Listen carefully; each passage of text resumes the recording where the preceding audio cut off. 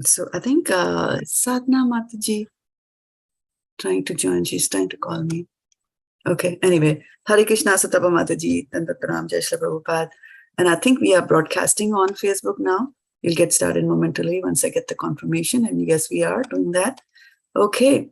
So let us get going here. We'll get started. Thank you so much, dear devotees, for joining the call here today. And we will get started with our pronunciation of verses from the Srimad Bhagavatam after I do this brief prayer to the spiritual master. Om Ajnanatimārandhasya Jnānāñjana Shalakaya Chakshurunmilitam Yena Tasmai Shri Gurave Namaha.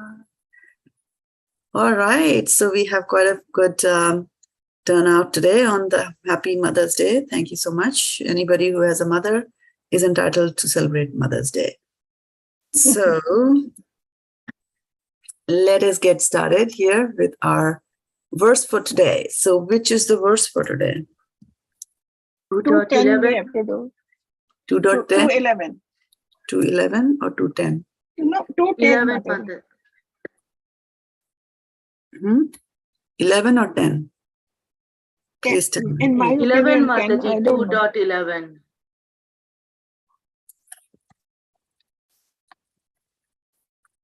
Okay. So well, this is very good. I was praying, so a lot of you joined. So I do not know the order of appearance, but I've just added you on faith basis. 2.10, Mataji. 2.10? All right. Yes. So we'll go for 2.10. Okay. See. Okay. So let's get started. And who else is joining us? Priya Mataji is also joining us. Today seems to be a special day. Wow. Okay. Hare Krishna Mataji. Hare Krishna. Good to see you. Hare Krishna, Garima, Arni, Meera Mataji. Yeah. Priya, Satapa. Awesome. Okay. So let's get started without much ado here. Now that we have nailed down on what words we are going to do today, it is indeed verse 2.10. And here. So this is, we are continuing from the second chapter of the Bhagavad-gita, where Arjuna has been crying and he had finally surrendered, and then he had a little bit of doubt again, where he said, how am I going to kill all these relatives of mine, right? And then not yesterday, but in last week, we saw that after speaking all this, Arjuna then said the very famous word, Govinda, I shall not fight, which is like, oh no, for a Kshatriya to ever say such a thing, right? So now Sanjay is continuing on. Tam uvāca hṛṣīkeśaḥ prahasann iva bhārata senayor ubhayor madhye viṣīdantam idam vacaḥ. Tam uvāca hṛṣīkeśaḥ prahasann iva bhārata senayor ubhayor madhye viṣīdantam idam vacaḥ. Tam uvāca hṛṣīkeśaḥ prahasann iva bhārata senayor ubhayor madhye viṣīdantam idam vacaḥ. So breaking it down, tam uvāca hṛṣīkeśaḥ prahasann, there's double N there, prahasann iva bhārata senayor ubhayor madhye viṣīdantam idam vacaḥ. So today's verse is very musical and a simple words today. So Krishna's mercy on all of us. And let's get started with the synonyms. Tam means unto him. So unto him means unto Arjuna. Uvāca said. hṛṣīkeśaḥ, the master of the senses. So that's the name of Kṛṣṇa coming up here. hṛṣīkeśaḥ, master of the senses, Kṛṣṇa. Prahasann is smiling. So hasna from Hindi is coming from prahasann, smiling. Iva, like that. Bharata, O Dhṛtarāṣṭra, descendant of Dhṛtarāṣṭra, descendant of Bharata, or Bharat, King Bharat, right? So remember, Sanjay is talking to Dhṛtarāṣṭra. So he's saying, Bharata, O Dhṛtarāṣṭra, descendant of Bharat. Senayor, of the armies. Ubhayor, of both the parties. Ubhayor means two, both the parties. Madhye, between. Viṣīdantam, sounds like a very nice word, but viṣīdantam means unto the lamenting ones. He was lamenting, Arjuna was lamenting, right? Expressing his grief. Idam, the following, vacaḥ, words. Okay, so now this is setting the stage for next week, where we're going to hear what Kṛṣṇa actually says to Arjuna. But in this verse, he's just saying that Kṛṣṇa has said these words. And O descendant, translation by Srila Prabhupada ki jai. O descendant of Bharata, at that time Kṛṣṇa, smiling in the midst of both the armies, spoke the following words to grief-stricken Arjuna. Now, I just have a question. Prahasan, in the verse it's two ends, and in the translation it's one. Is that something to do with pronunciation? Type.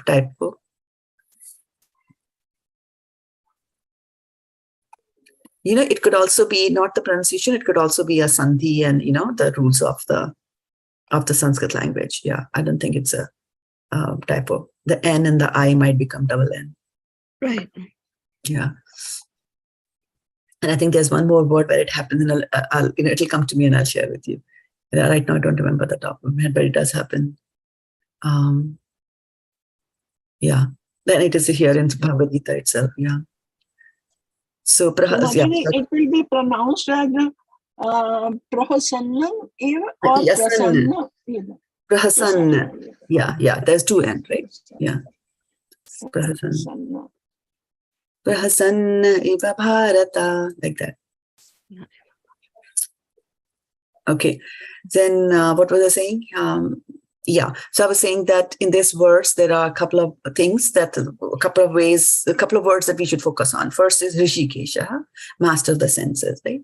So Sanjay is addressing, number one, he is addressing Dhṛtarāṣṭra as Bharata, that you are the descendant of Bharat, King Bharat, right? And so this Bharat is, which Bharat? We know two Bharats, right? From the scriptures. Which are the two Bharats we know from scriptures?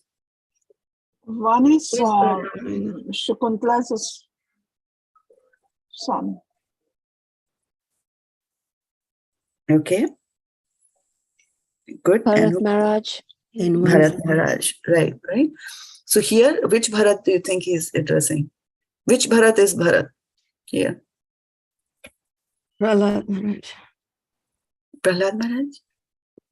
A descendant of Bharata. Isn't it the country? No, descendant means there's a person there. You can't descend from a country like that way. So descendant means it's a person. So Sadhana Mataji said King Bharat, right? So yeah. King Bharat, which Bharat are we talking about? From Bhagavatam, the King Bharat who was thinking about the deer at the end of his life. Right? Yeah, deer. Right. Yeah. So our country Bharat derives the name not from Shakuntala's son, Dushyant and Shakuntala's son Bharat, but our country derives the name Bharat. The name Bharat comes from King Bharat, the one who was, the one who was, who later on became Jad Bharat, right? But we are talking about Bharat from the one who was thinking about the deer at the time of his death. So here he's saying, O Dhṛtarāṣṭra, descendant of Bharat. So he's when you are a descendant of Bharat and he was a king, right? So you are a descendant of the king, so you are a king also. So he's telling him king. So every now and then he addresses him as king or alludes to the fact that he's a king just to pacify him, because it's a difficult thing to see your sons, right, being defeated in the army. So he addressed him as Dhṛtarāṣṭra, as Bharat. But at the same time, he's also slowly telling him the news. As sometimes when we have to give the bad news, we don't give all at once. We give it a little slowly, right? So he's saying, hṛṣīkeśaḥ, the master of the senses. He is addressing Kṛṣṇa as Hṛṣīkeśaḥ, the master of the senses, because he's saying that, you know what? Arjuna is so much into his senses right now. How will I enjoy? What will be the grief? These are my bodily relations and all that kind of stuff. So he's totally into that. So he's saying, but you know, Kṛṣṇa is the master of the senses. He's going to control Arjuna's senses pretty soon. So like that, he's setting the theme there for him, right? So are you ready to get started? Yes. All right. So who's first in our scheme of things here? Varshana Mataji, go for it. Oh, I'm the first one.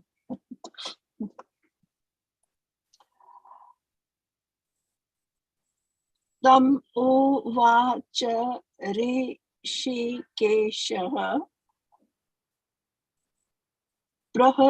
prahasann iva bhārata senayor ubhayor madhye viṣīdantam idam vacaḥ. Very nice. Okay. So Suji, Tam uvāca hṛṣīkeśaḥ prahasan iva bhārata senayor ubhayor madhye viṣīdantam idam vacaḥ. very nice. Who's next? Yes, Mataji. Yoga. Tam uvāca hṛṣīkeśaḥ prahasan iva bhārata senayor ubhayor madhye viṣīdantam idam vacaḥ. Jaha. Very nice. Okay. Sadhamaji. Tam uvāca hṛṣīkeśaḥ prahasan eva bharata senayor ubhayor madhye viṣīdantam idam vacaḥ.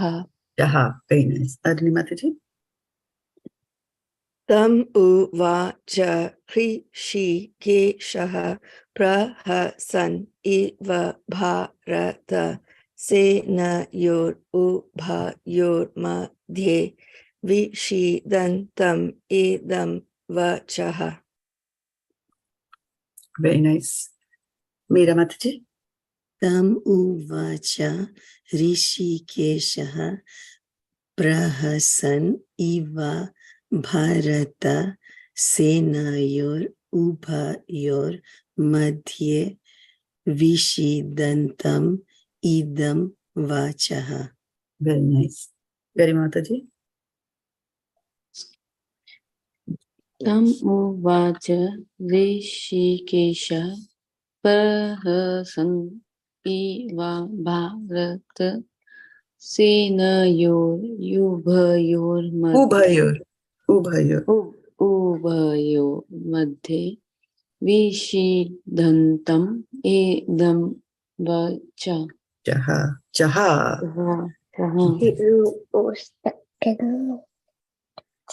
Okay. Priya Mataji.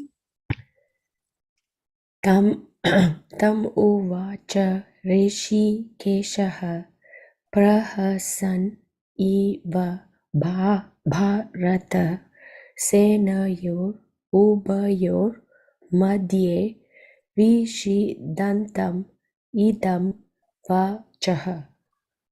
Very nice. Okay. Varshana Mataji, one more time. Yes, ma'am. Tam uvāca hṛṣīkeśaḥ prahasan iva bharata senayor ubhayor madhye viṣīdantam idam vacaḥ. Very nice. Suji Mataji. Tam uvāca hṛṣīkeśaḥ prahasan iva bharata senayor ubhayor madhye viṣīdantam idam vacaḥ. Very nice. So Tapa. Tam uvāca hṛṣīkeśaḥ prahasan iva bhārata senayor ubhayor madhye viṣīdantam idam vacaḥ. Vacaḥ. Soft. Okay. Sadhana Mataji. Tam uvāca hṛṣīkeśaḥ prahasan bharata senayor ubhayor madhye viṣīdantam idam vacaḥ. Vacaḥ. Very nice. Okay, Arani Mataji. Are we doing it together or separately? Separately. I mean, are we doing it, what I mean by Separately. Tam uvāca hṛṣīkeśaḥ prahasan bharata senayor ubhayor madhye viṣīdantam idam vacaḥ. Very nice. Veera Mataji. Tam uvāca hṛṣīkeśaḥ prahasan iva bharata senayor ubhayor madhye viṣīdantam idam vacaḥ. Soft. Vacaḥ. Vacaḥ. Vacaḥ. Chaha, go there. Chaha. Vacaḥ. Chaha, yeah. Chaha. Okay. Garima Mataji.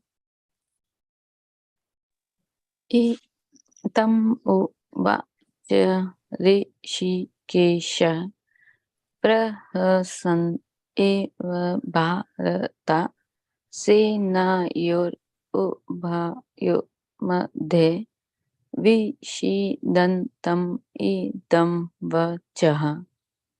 Very nice. Okay. Priya.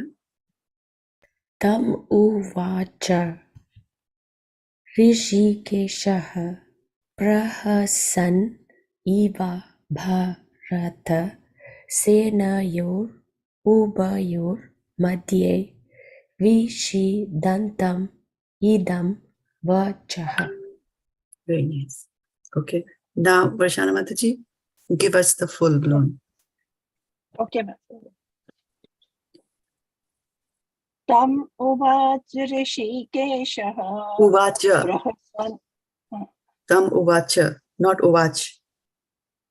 Uvāca. Tam uvāca hṛṣīkeśaḥ prahasan iva bharata senayor ubhayor madhye viṣīdantam idam vacaḥ. Very nice. So, Ruchi Mataji. Tam uvāca hṛṣīkeśaḥ prahasannam iva bharataḥ senayor ubhayor madhye viṣīdantam idam vacaḥ. Very nice. So, Tapa. Tam uvāca hṛṣīkeśaḥ prahasan iva bharata senayor ubhayor madhye viṣīdantam idam vacaḥ. Very nice. Sadhana Mataji. Tam uvāca hṛṣīkeśaḥ prahasan bharata senayor ubhayor madhye viṣīdantam idam vacaḥ. Idam vacaḥ. Very nice. So this one, Rishi, the I, there is a bar on the I. So they give it a little bit more emphasis next time. Rishi. Yeah, hṛṣīkeśaḥ. Rishi. Hṛṣīkeśaḥ. It comes from the heart. Yeah. Okay. Arjuna Mataji.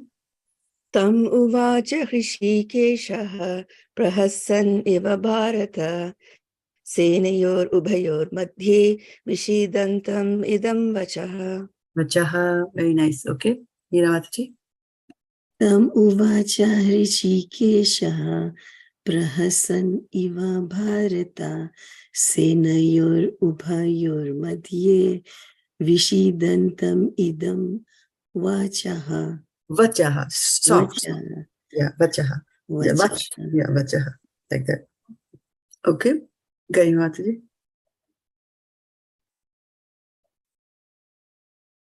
Tam uvāca hṛṣīkeśaḥ prahasann iva bhārata senayor ubhayor madhye viṣīdantam idam vacaḥ. Very nice. Priya Mataji. Tam uvāca hṛṣīkeśaḥ prahasan iva bhārata senayor ubhayor madhye viṣīdantam idam vacaḥ. Vacaḥ. Very nice. Okay. Now one more time from the top. Yes. Yes. Tam uvāca hṛṣīkeśaḥ prahasan iva bhārata senayor ubhayor madhye viṣīdantam idam vacaḥ. Tam uvāca hṛṣīkeśaḥ prahasann iva bhārata senayor ubhayor madhye viṣīdantam idam vacaḥ. Very nice. Sitapa. Tam uvāca hṛṣīkeśaḥ prahasan iva bhārata senayor ubhayor madhye viṣīdantam idam vacaḥ. Tam uvāca hṛṣīkeśaḥ prahasann iva bhārata senayor ubhayor madhye viṣīdantam idam vacaḥ. Nice. Arjuna. Tam uvāca hṛṣīkeśaḥ prahasann iva bhārata senayor ubhayor madhye viṣīdantam idam vacaḥ. Very nice. Meera. Tam uvāca hṛṣīkeśaḥ prahasan iva bhārata senayor ubhayor madhye viṣīdantam idam vacaḥ. Very nice. Karima.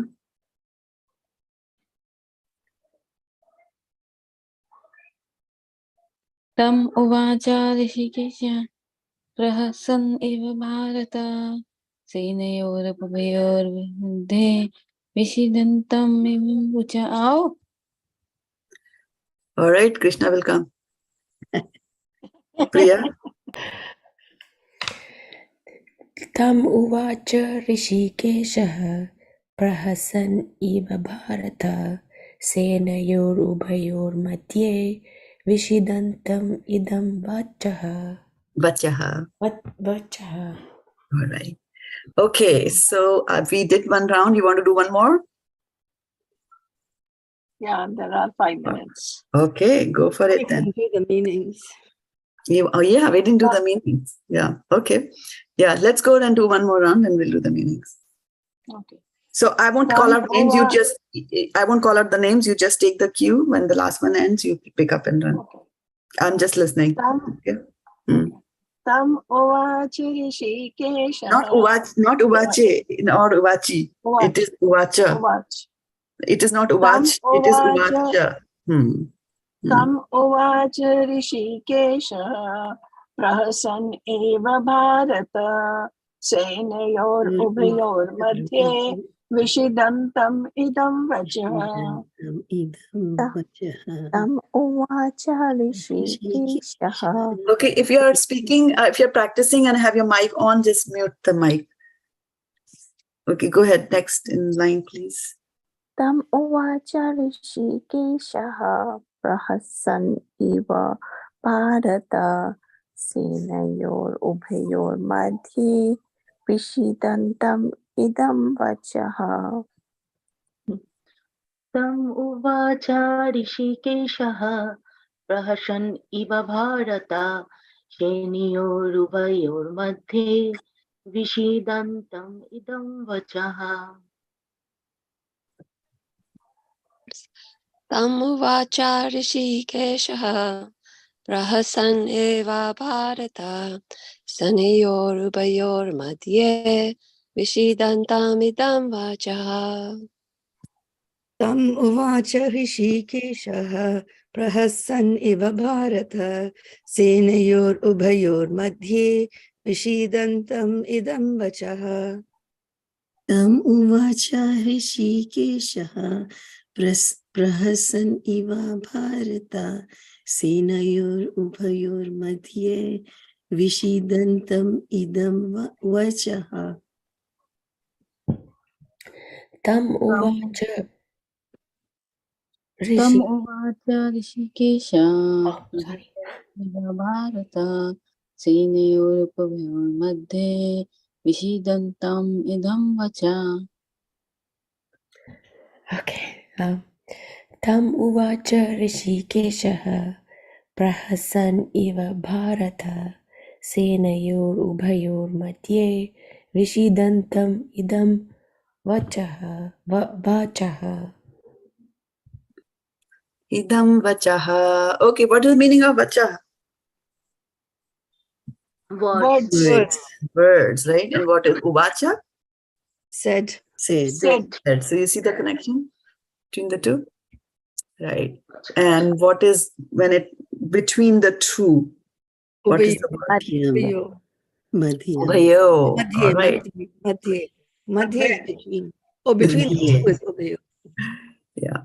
Yeah. Of the both, right? Of both, then ubhayor, and then between madhye means between, as in the positioning, right? Between in the position.